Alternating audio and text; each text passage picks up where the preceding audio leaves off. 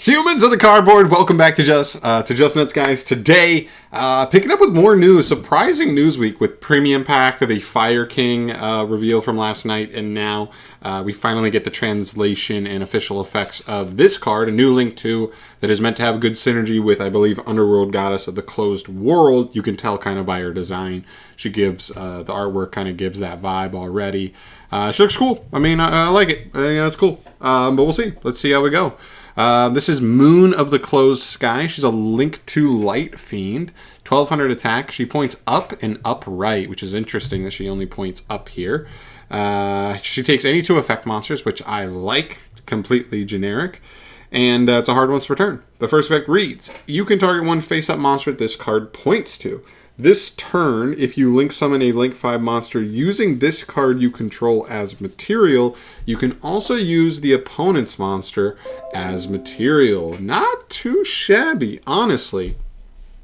You know, not great. I think at the end of the day, when we look at Link-2s, or really just generic Link monsters in general nowadays that are removal, we have to keep in mind SP Little Knight exists, and I think that's going to be the damper on cards like this going forward. It's a fine card, right?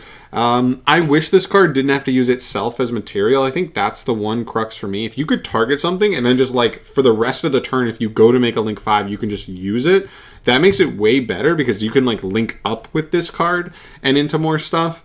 But unfortunately, you can't do that. It has to be using this card as one of the materials. But to be fair, if you're using this card, you're targeting a monster your opponent controls. Even if that's not a Link monster at all, we're already sitting there with 3 out of the 5 materials we would need to even make that monster. So one other Link-2, 2 other bodies, and we would be totally in there, ready to go. So, like, it's fine, and, you know, it does need to target a monster, so a Towers monster would still be affected. That's one of the benefits of Underworld Goddess as well. This does not bypass that, but it is still a decent form of removal, right? It's not destruction. It doesn't even send. I mean, it would be sent, but it's not an effect that sends it. You would essentially just be sending it as the summoning requirement for the Link summon. So it's fine. I think it's a fine card. Just like most jump promos these days, pretty much ever since Diviner in the OCG, I can't remember a truly good V-Jump promo from them.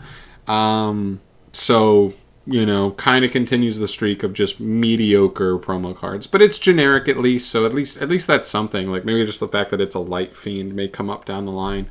We'll have to wait and see. But like I said, as long as we have SP Little Knight, any Link-2 that just doesn't match up to it in terms of class, which is it's going to be hard to do at this point, or Konami decides to eventually ban SP because it's just too good, it does too much for a Link-2, we're kind of going to be stuck in this position for a while. So, fine. Would have been better if we never got SP, but it is what it is. So yeah. That's it for me, guys. Thank you so much for watching. As always, let me know your thoughts down below on this card. Let me know if you think there's a little extra utility out of this card than more than just what I'm giving it credit for. It's not a ton Link 5s. I know this is basically being designed for Underworld Goddess, but technically there could be another Link 5 you could make with it.